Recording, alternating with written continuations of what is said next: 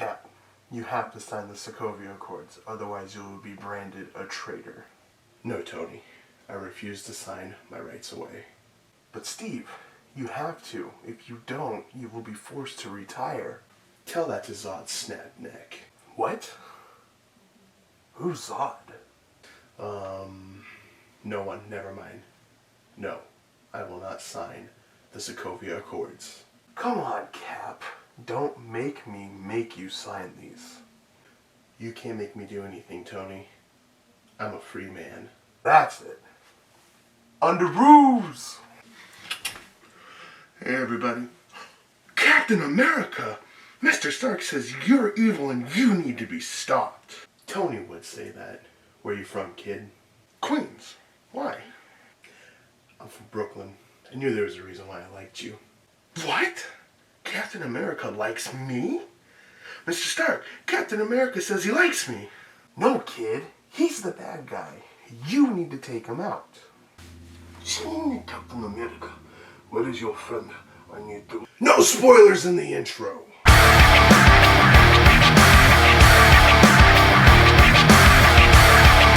Captain America Civil War takes place sometime after the events of the Avengers Age of Ultron. The movie starts off with Steve and the gang trying to stop a mercenary known as Crossbones, better known as Brock Rumlow from the Winter Soldier. He's trying to steal some kind of super weapon. While they were trying to stop him, some stuff goes down, more people get killed, and the United Nations did not like that. The Avengers meet up with U.S. Secretary Ross, who was the general in The Incredible Hulk that came out 2008. Anyways, he introduces them to the Sokovia Accords, which is basically a treaty saying that the Avengers give up their rights and they cannot just freely go and stop any like bad guys or anything and go and try and save people without the United Nations or somebody's permission.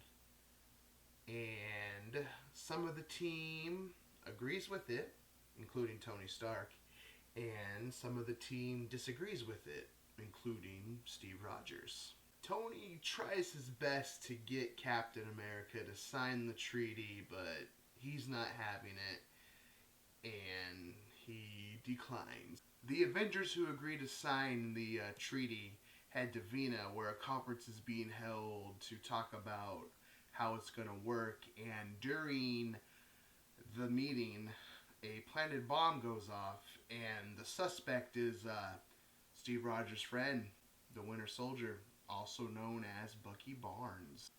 Cap gets wind of this and heads out to go find his friend, and he finds him pretty quickly, and it turns out that Bucky was actually set up and he didn't plant the bomb.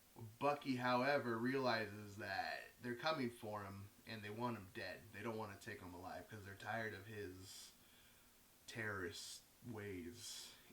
He doesn't listen to Cap, who says he can keep him safe. Instead, he runs off on his own, and while he was trying to escape, we get introduced to T'Challa, also known as Black Panther. After an intense chase scene between Bucky, Steve, and Black Panther, Bucky and Steve finally get caught.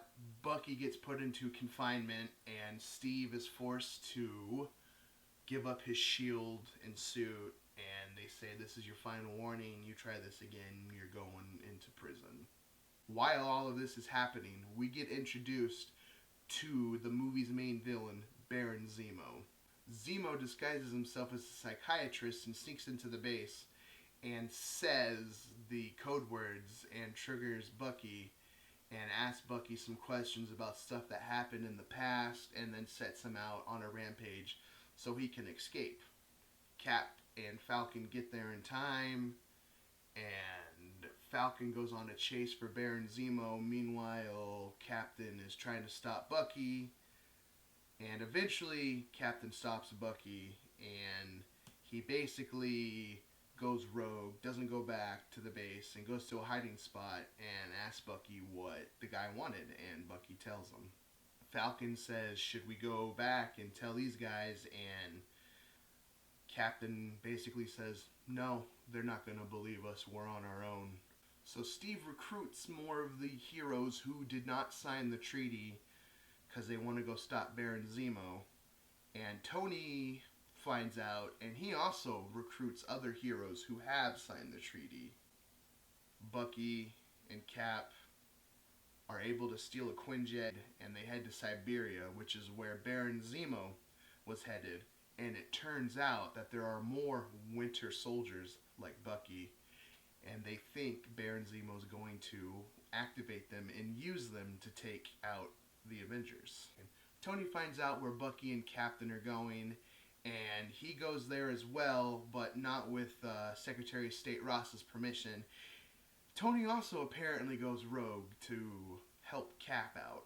They get to the secret base in Siberia, and they see that all the other soldiers have been shot in the head. And Baron Zemo reveals himself and starts playing a video. The video angers Tony, and there's a huge brawl between Bucky and Steve versus Tony. The fight gets intense. After the fight, though, they realize that they're all on the same team, and they stop Baron,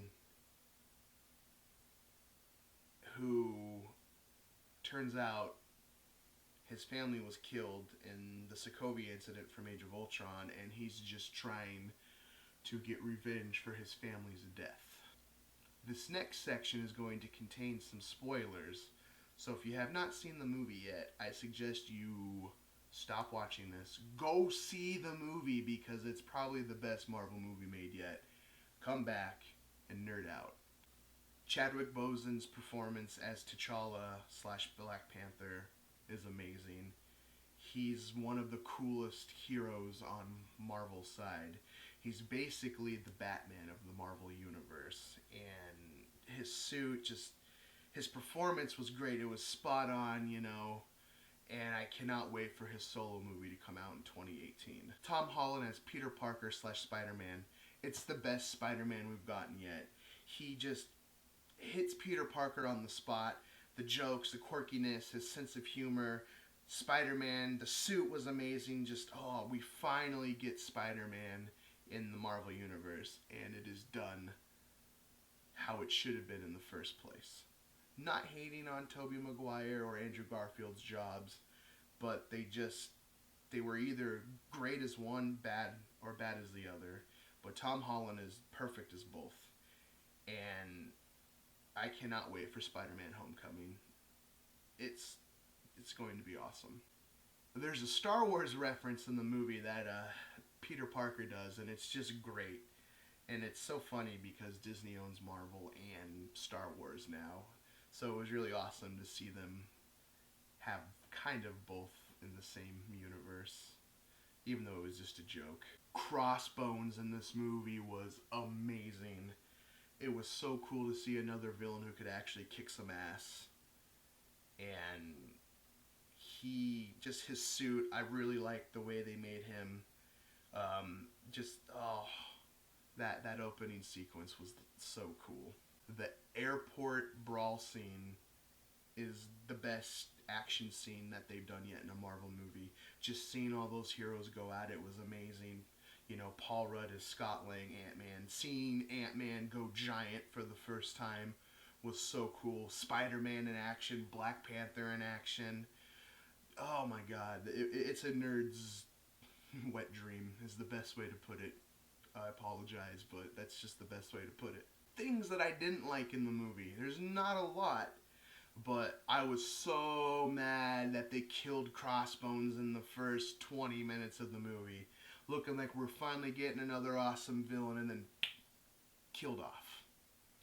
It's to set up the story, though, but still, such a waste of a character. I said it again. A lot of the action in the opening sequence was like really shaky cam, and I'm not a fan of shaky cam, and it's pretty hard to follow. There's too many quick jump cuts, but other than that, I can't complain. This movie was just fantastic. it was pretty amazing. A lot of the scenes were spectacular. So that was my review on Captain America Civil War. I hope you guys like it. Thank you for watching. As always, if you haven't yet, please subscribe, like the video, share it. And yeah, I will see you on the next review. And suck it!